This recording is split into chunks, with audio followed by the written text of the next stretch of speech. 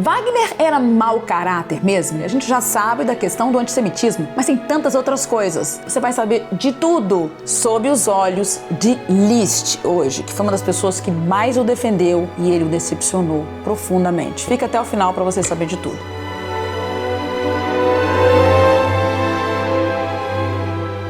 Olá, eu sou Simone Leitão, pianista clássica, e eu tenho um doutorado em piano performance e história da música. Aqui nesse canal eu te aproximo da história da música e te explico aquelas coisas que ninguém teve tempo de explicar. E pra você saber, você teria que ler um monte de coisa. Então, eu tô aqui pra isso. Se pra você música clássica é importante, você tá no lugar certo. Quem foi Wagner? Richard Wagner nasceu em 1813, mesmo ano de Giuseppe Verdi, e ele vai viver até 83. Ele foi o grande revolucionário da ópera alemã, ele colocou a ópera alemã num outro patamar. Ele era gênio mesmo. Tem dois tipos de gênio, gente. Aquele gênio que, como Liszt, pensa assim: já que eu sou gênio, eu tenho obrigação com a sociedade. Tudo que eu receber, tanto de música quanto financeiramente, dá de volta pra sociedade. E tem o gênio que fala assim: bom, já que eu sou gênio, todo mundo tem que me dar tudo. Como assim eu sou gênio?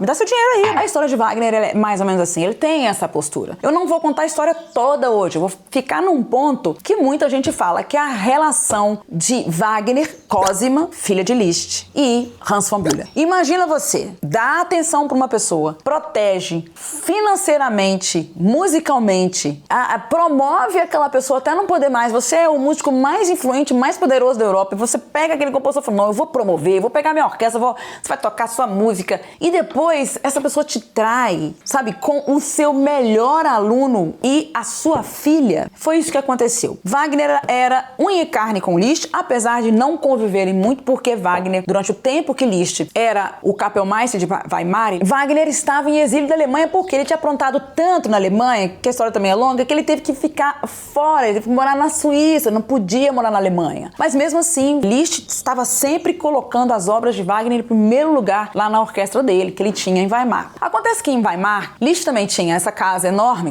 que em Altenburg, que tá aqui, essa mansão. Ele era, na época, casado, vivia com Caroline zu Wittgenstein, que era uma princesa de origem russa, polonesa, ucraniana e tal. E eles tinham uma vida muito estável, maravilhosa, alegre, feliz e tudo. E ali era um hub, era um laboratório artístico. Nessa casa, ele recebia alunos do mundo inteiro e eles eram para ele como filhos. E Hans von Bülow foi um desses. Chegou como pianista muito talentoso, como tantos outros, como Tausig, como Raff, como tantos outros. Mas Hans ficou muito amigo de Liszt. E Liszt viu em Hans uma possibilidade de que fosse assim: olha, você pode ser o primeiro grande maestro da Europa. Essa ideia do regentão, maestrão que a gente tem hoje, não existia ainda na Europa. Então, como a música de Liszt e de Wagner, que a gente chama, que eles criaram, né, a nova escola alemã, que é uma escola muito mais transcendental, sinfônica, né, de poema sinfônico e tudo mais, ela precisava de muito ensaio. Então, Hans von Bülow passa a ser o primeiro grande maestro. Então, ele era ali o discípulo querido, o protegido de Liszt. Liszt tinha uma filha, aliás, ele tinha 3 filhos: Blandine, Cosima e Daniel.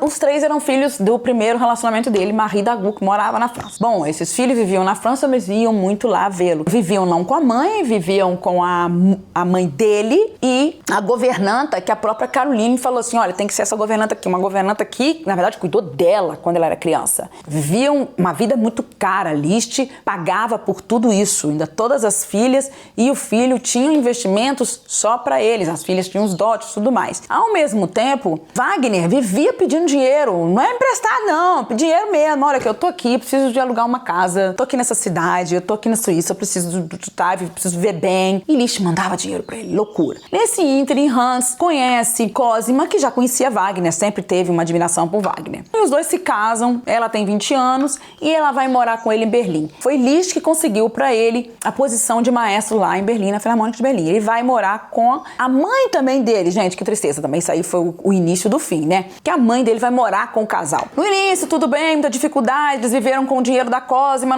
chegou uma hora, parecia que tava ruim o casamento, não tava bom. Liszt foi lá, tentou conversar com eles: olha, gente, vocês precisam, sabe, se resolver aí, mas não deu certo. De qualquer maneira, Liszt perde o primeiro filho, Daniel, em 1859, e ela coloca o nome da primeira filha de Daniela. A segunda filha nasce, tem o nome de Blandine, porque a Blandine também morreu. Então Liszt perde 2 filhos em um espaço de 2 anos. E aí eles começam a se envolver cada vez mais com Wagner. Wagner já pode voltar a viver na Alemanha. E Wagner começa então a se aproximar do rei Ludwig II da Bavária, que era um rapaz muito encantador. Porque Wagner, ele era encantador, era um gênio e um narcisista extremamente sedutor, seduzia todo mundo. Não tô dizendo que exatamente ele teve alguma relação com Ludwig. Só sei que Ludwig era completamente idolatrava Wagner. Ele dizia assim, bom, é o grande gênio da Alemanha e eu vou poder ter em Munique o maior gênio da Alemanha. Então ele começa a atrair Wagner pra lá. Wagner não é ninguém sem Hans von Bülow. Acontece que ele já estava começando a ter uma história com Cosima, porque eles sempre se encontraram, tudo era família, né? Wagner, Liszt, Hans von Bülow, na Cosima. E aí eles já começaram a ter uma história. Bom, tiveram uma história porque ela passou uma temporada com ele sem o marido, aí ela volta grávida. Essa gravidez, ela vai ter essa menina na Alemanha e ela vai se chamar justamente Isolda. E olha só, justamente Wagner estava escrevendo o Tristão e Isolda. Incrível, né? Ela tem Isolda de uma maneira muito triste, porque ela fica em casa com o marido e a mãe, e o marido tá escrevendo, tá trabalhando, e a mãe não gosta dela.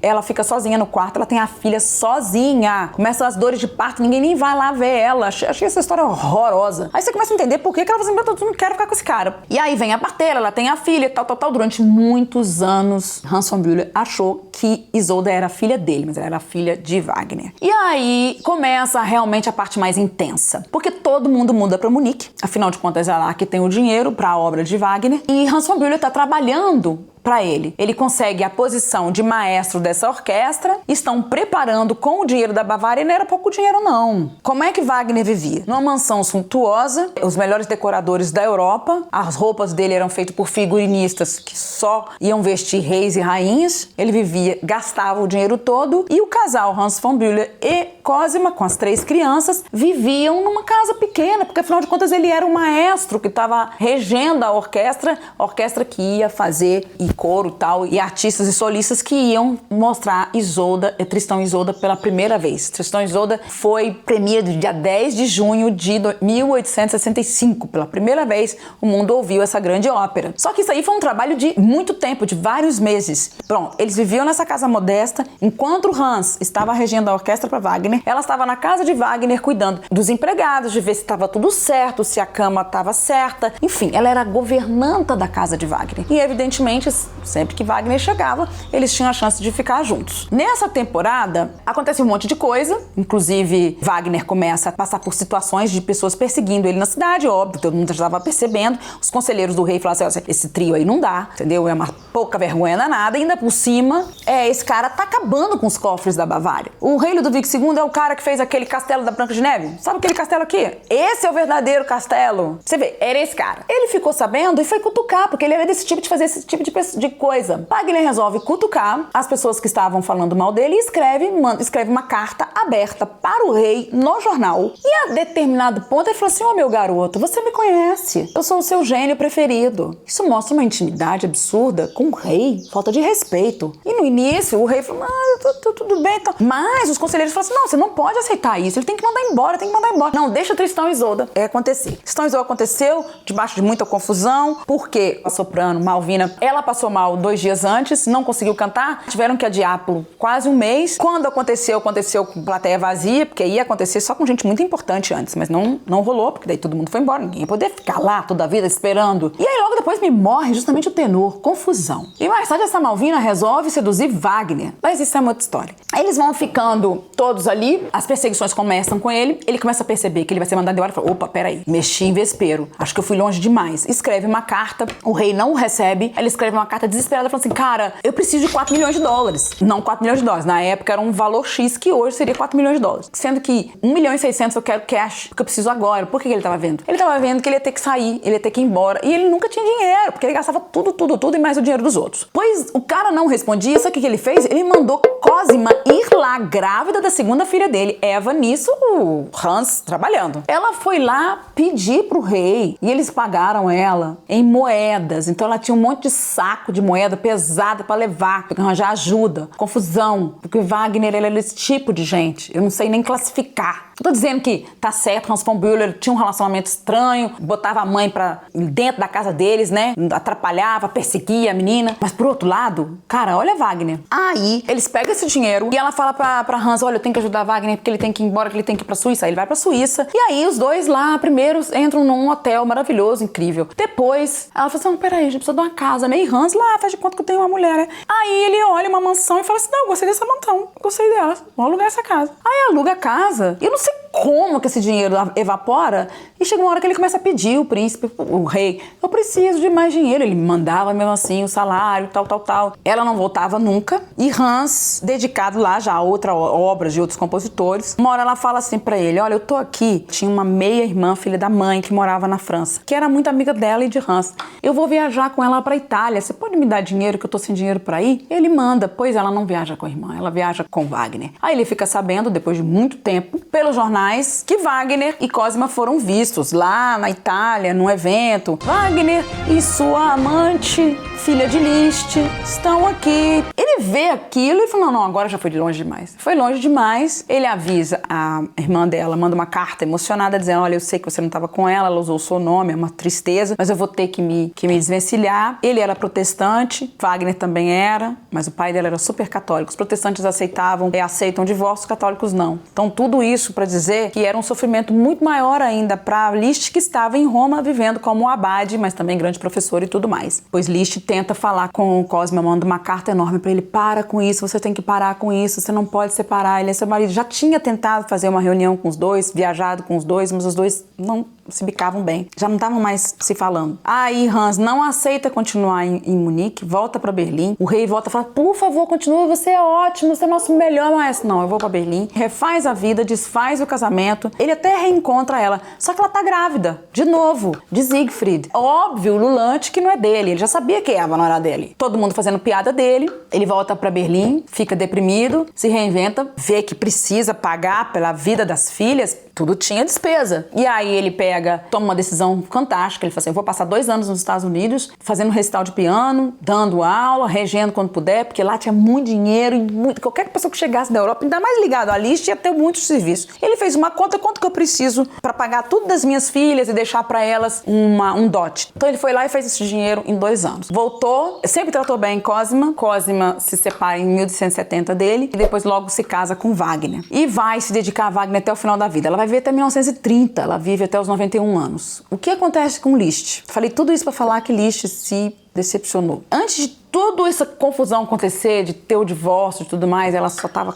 com Eva antes de ter o Siegfried. Ele vai até Wagner, ele conversa com Wagner, fica 4 horas trancado dentro do quarto. Ele até fala assim, cara, pô, a gente é amigo há tantos anos, olha o que você fez, é meu melhor aluno, é minha filha, como é que você não... O que tem que ser assim? Imagina, ninguém sabe o que eles conversaram. Eu sei que quando terminou a conversa de 4 horas, Wagner falou assim, pois é, agora eu queria te mostrar que eu tô escrevendo mais uma ópera, mais Eisinger. Ele pega e lê a ópera no piano, faz a leitura da Open Score no piano e fala, fantástico. Só que ele sai dali e você acha assim, nunca mais quero ver esse cara. Não. Ele escreve a parafrase Isolde Liebestod. Liebestod é justamente aquela área no final de Isolde, que é a área de amor e morte. Ele faz, entre aspas, uma homenagem a Wagner, mas a meu entender, aquilo ali foi uma despedida de uma amizade. Por mais que depois ele venha a ser seu genro, eles vão ter até uma relação boa mais tarde, mas naquele momento foi a grande decepção. Segundo Caroline, que foi a companheira de vida dele, de Liszt, disse, olha, nada abalou ele mais do que isso, porque a filha teve que se converter ao protestantismo, não exatamente, né, não parecia que essas pessoas todas, tirando Liszt, tinham de fato uma vida espiritual, era só uma questão de convenção. Então ela se converte para ela poder se divorciar de um e casar com o outro. E é isso, termina essa história assim, ele termina, até mesmo quando alguém dá a ele a maior decepção do mundo, ele escreve uma obra de arte. Isso é a verdadeira generosidade. E você, o que você acha dessa história? Você acha que tem histórias mais horríveis ainda de Wagner? O que você sabe sobre Wagner? Me pergunta aqui, tô pensando em fazer um episódio só sobre ele. Ah, já estômago com tanta coisa que esse cara fez. Mas teve muita obra de arte. Eu pessoalmente gosto demais das óperas dele. Escreve aqui embaixo o que você gostou e o que você quer ouvir eu falar. Eu tô aqui pra você. Aliás, se você chegou até até aqui, você é premium. Então o que você vai fazer? E se você ainda não me segue, é só seguir. Um beijo e até a próxima.